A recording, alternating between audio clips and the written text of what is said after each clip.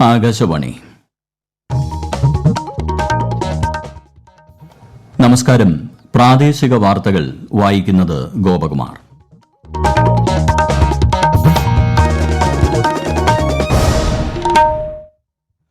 പ്രധാന വാർത്തകൾ. വികസിത് ഭാരത് സങ്കല്പ് യാത്രയുടെ ഗുണഭോക്താക്കളുമായി ആശയവിനിമയം നടത്തി പ്രധാനമന്ത്രി നരേന്ദ്രമോദി. കോഴിക്കോട്ടെ കർഷകനുമായും സംവദിച്ചു. രാജ്യം മുന്നോട്ട് വയ്ക്കുന്ന വികസിത സങ്കല്പത്തിന്റെ ആശയം എല്ലാ പൌരന്മാരും ഉൾക്കൊള്ളണമെന്ന് കേന്ദ്രമന്ത്രി നിർമ്മല സീതാരാമൻ. സമൂഹത്തിന്റെ എല്ലാ മേഖലകളിൽ നിന്നുമുള്ള ആശയങ്ങൾ സ്വരൂപിച്ച് മുന്നോട്ടു പോകുമെന്ന് മുഖ്യമന്ത്രി പിണറായി വിജയൻ. സംസ്ഥാനത്ത് ഇന്നും നാളെയും ശക്തമായ മഴയ്ക്ക് സാധ്യതയെന്ന് മുന്നറിയിപ്പ്. ഇംഗ്ലണ്ടിനെതിരായ വനിതാ ക്രിക്കറ്റ് ടെസ്റ്റിൽ ഇന്ത്യയ്ക്ക് 347 റൺസിന്റെ റെക്കോർഡ് വിജയം. വാർത്തകൾ വിശദമായി. രാജ്യത്തെ എല്ലാ പൌരന്മാർക്കും അനായാസകരമായ ജീവിതം ഉറപ്പുവരുത്തുക എന്ന ലക്ഷ്യത്തോടെയാണ് സർക്കാർ പ്രവർത്തിക്കുന്നതെന്ന് പ്രധാനമന്ത്രി നരേന്ദ്രമോദി. രാജ്യത്തെ ടയർ 2, ടയർ 3 നഗരങ്ങളെ വികസിപ്പിക്കുന്നതിലാണ് സർക്കാർ ശ്രദ്ധ ചെലുത്തുന്നതെന്നും പ്രധാനമന്ത്രി പറഞ്ഞു. കേന്ദ്ര സർക്കാർ പദ്ധതികൾ സമയബന്ധിതമായി ജനങ്ങളിൽ എത്തിക്കുന്നത് ലക്ഷ്യമിട്ട് രാജ്യത്തുടനീളം സംഘടിപ്പിക്കുന്ന വികസിത് ഭാരത് സങ്കല്പ് യാത്രയുടെ ഗുണഭോക്താക്കളുമായി ഓൺലൈനിൽ സംവദിക്കുകയായിരുന്നു അദ്ദേഹം. രാജസ്ഥാൻ, മധ്യപ്രദേശ്, ഛത്തീസ്ഗഡ്, തെലങ്കാന, മിസോറാം സംസ്ഥാനങ്ങളിൽ വികസിത് ഭാരത് സങ്കല്പ് യാത്രയ്ക്ക് പ്രധാനമന്ത്രി നരേന്ദ്രമോദി തുടക്കമിട്ടു. വികസിത് ഭാരത് സങ്കല്പ് യാത്രയുടെ ഭാഗമായി കോഴിക്കോട് മാവൂരിലെ കർഷകനായ ധർമ്മരാജൻ കായേരിയുമായി പ്രധാനമന്ത്രി നരേന്ദ്രമോദി സംവദിച്ചു. വിദൂര സംവിധാനം വഴി നടന്ന സംവാദത്തിൽ ധർമ്മരാജൻ ഏതുവിധത്തിലാണ് കേന്ദ്ര വികസന ക്ഷേമ പദ്ധതികളുടെ നേട്ടം അനുഭവിക്കുന്നതെന്ന് പ്രധാനമന്ത്രി ചോദിച്ചു മനസ്സിലാക്കി. PM Kisan Yojana, Kisan credit card, Sukanya Samriddhi Yojana, Jeevan Jyoti Bhima Yojana, സുരക്ഷാ ഭീമ യോജന തുടങ്ങിയ പദ്ധതികൾ തനിക്ക് സഹായകമായതിനെക്കുറിച്ച് ധർമ്മരാജൻ വിശദീകരിച്ചു. മാവൂർ ബസ് സ്റ്റാൻഡ് പരിസരത്ത് നടന്ന പൊതുസമ്മേളനത്തിലാണ് ധർമ്മരാജൻ കായേരിക്ക് പ്രധാനമന്ത്രിയുമായി ആശയവിനിമയം നടത്താൻ അവസരം ലഭിച്ചത്.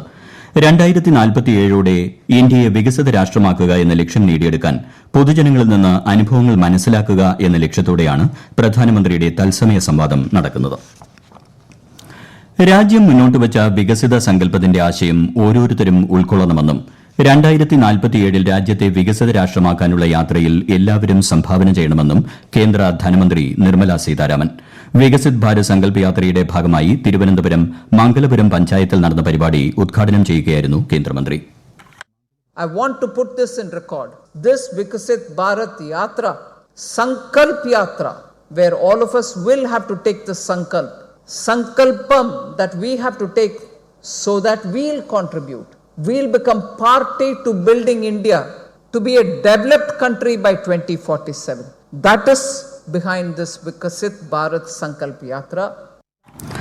2047ഓടെ ഇന്ത്യയെ വികസിത രാഷ്ട്രമാക്കി മാറ്റുക എന്ന പ്രധാനമന്ത്രി നരേന്ദ്രമോദിയുടെ ലക്ഷ്യം സാക്ഷാത്കരിക്കുകയാണ് വികസിത് ഭാരത് സങ്കല്പ് യാത്രയിലൂടെ ഉദ്ദേശിക്കുന്നതെന്ന് ശ്രീമതി നിർമ്മല സീതാരാമൻ പറഞ്ഞു. രാജ്യത്തെ എല്ലാ പൌരന്മാരിലേക്കും വേർതിരിവില്ലാതെ വികസന പദ്ധതികൾ എത്തിക്കുക എന്നതാണ് യാത്രയുടെ ലക്ഷ്യം. വികസന ക്ഷേമ പദ്ധതികളുടെ കാര്യത്തിൽ കേന്ദ്ര സർക്കാർ കേരളത്തെ വേർതിരിച്ചിട്ടില്ലെന്ന് നിർമ്മല സീതാരാമൻ പറഞ്ഞു. കേന്ദ്ര സർക്കാർ പ്രഖ്യാപിച്ച വിവിധ വികസന പദ്ധതികളുടെ വിശദാംശങ്ങളും മന്ത്രി പങ്കുവച്ചു.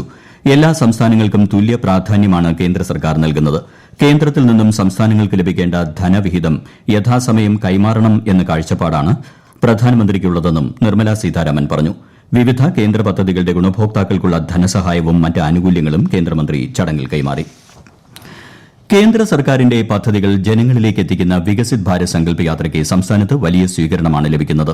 വിവിധ പദ്ധതികളിലൂടെ നേട്ടങ്ങൾ കൈവരിച്ചവരുടെ പങ്കാളിത്തം പരിപാടിയെ ശ്രദ്ധേയമാക്കുന്നു.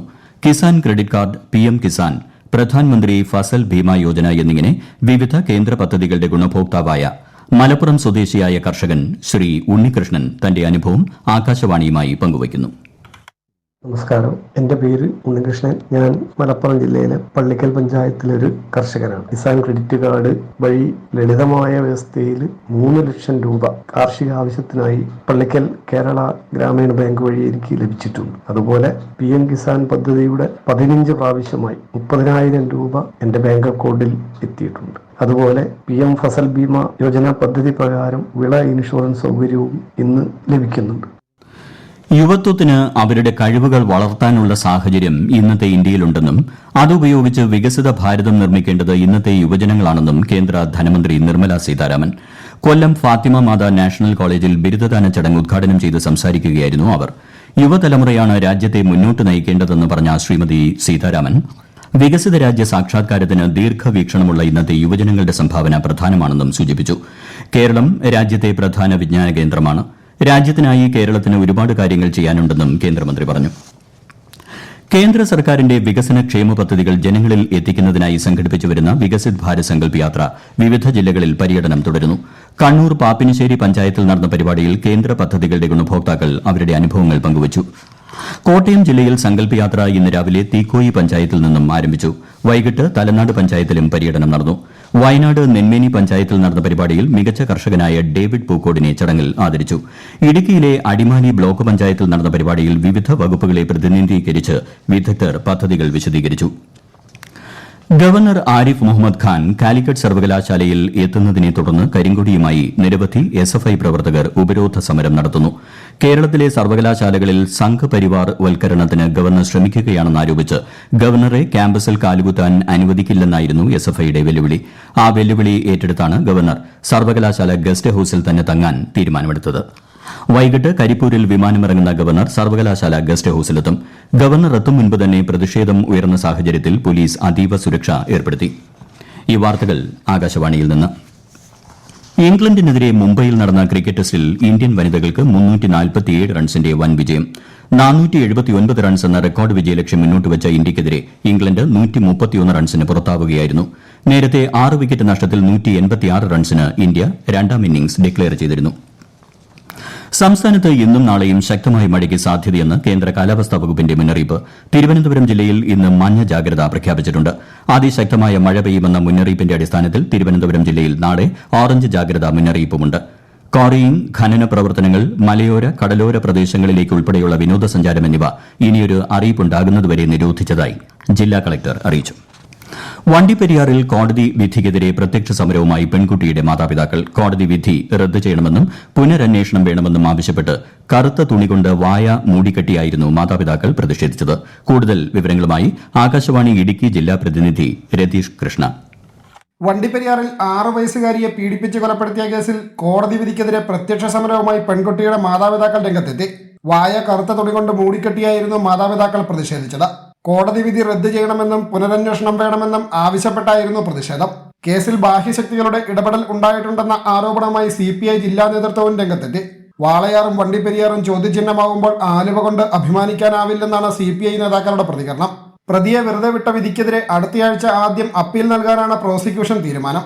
ഇതിനായി കേസ് സംബന്ധിച്ച ഫയലുകൾ സ്പെഷ്യൽ പബ്ലിക് പ്രോസിക്യൂട്ടർ ഇന്ന് ഡയറക്ടർ ജനറൽ ഓഫ് പ്രോസിക്യൂഷന് കൈമാറും.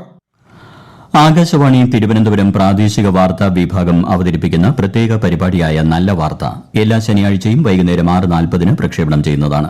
ഇന്ന് 6:30 പ്രാദേശിക വാർത്തകൾക്ക് ശേഷം നല്ല വാർത്ത കേൾക്കാവുന്നതാണ്. സമൂഹത്തിന്റെ എല്ലാ മേഖലകളിൽ നിന്നും ആശയങ്ങൾ സ്വരൂപിച്ച് മുന്നോട്ടു പോകുമെന്ന് മുഖ്യമന്ത്രി പിണറായി വിജയൻ. ആലപ്പുഴ ജില്ലാ നവകേരള സദസ്സിൽ സംസാരിക്കുകയായിരുന്നു അദ്ദേഹം. സമൂഹത്തിന്റെ വിവിധ മേഖലകളെ പ്രതിനിധീകരിച്ച് എത്തുന്നവരുമായുള്ള ആശയവിനിമയത്തിൽ വിലപ്പെട്ട നിർദ്ദേശങ്ങളാണ് ഇതുവരെ ലഭിച്ചതെന്ന് മുഖ്യമന്ത്രി പറഞ്ഞു. മുഖ്യമന്ത്രി സ്വന്തം സുരക്ഷയ്ക്കായി കൂടെ കൊണ്ടു നടക്കുന്നത് പോലീസ് ക്രിമിനലുകളെയാണെന്ന് പ്രതിപക്ഷ നേതാവ് വി.ഡി. സതീശൻ. ആലപ്പുഴയിൽ മുഖ്യമന്ത്രിയെയും മന്ത്രിമാരെയും കരിങ്കൊടി കാട്ടിയ കോൺഗ്രസ് പ്രവർത്തകരെ മുഖ്യമന്ത്രിയുടെ ഗൺമാനും പോലീസും ചേർന്ന് മർദ്ദിച്ചതിനോട് പ്രതികരിക്കുകയായിരുന്നു അദ്ദേഹം. പ്രധാന വാർത്തകൾ വീണ്ടും. വികസിത് ഭാരത് സങ്കൽപ് യാത്രയുടെ ഗുണഭോക്താക്കളുമായി ആശയവിനിമയം നടത്തി പ്രധാനമന്ത്രി നരേന്ദ്രമോദി. കോഴിക്കോട്ടെ കർഷകനുമായും സംവദിച്ചു. രാജ്യം മുന്നോട്ട് വയ്ക്കുന്ന വികസിത സങ്കല്പത്തിന്റെ ആശയം എല്ലാ പൌരന്മാരും ഉൾക്കൊള്ളണമെന്ന് കേന്ദ്രമന്ത്രി നിർമ്മലാ സീതാരാമൻ. സമൂഹത്തിന്റെ എല്ലാ മേഖലകളിൽ നിന്നുമുള്ള ആശയങ്ങൾ സ്വരൂപിച്ച് മുന്നോട്ടു പോകുമെന്ന് മുഖ്യമന്ത്രി പിണറായി വിജയൻ. സംസ്ഥാനത്ത് ഇന്നും നാളെയും ശക്തമായ മഴയ്ക്ക് സാധ്യതയെന്ന് മുന്നറിയിപ്പ്. ഇംഗ്ലണ്ടിനെതിരായ വനിതാ ക്രിക്കറ്റ് ടെസ്റ്റിൽ ഇന്ത്യയ്ക്ക് 347 റൺസിന്റെ റെക്കോർഡ് വിജയം. പ്രാദേശിക വാർത്തകൾ കഴിഞ്ഞു. അടുത്ത വാർത്താ പ്രക്ഷേപണം രാത്രി 7:25.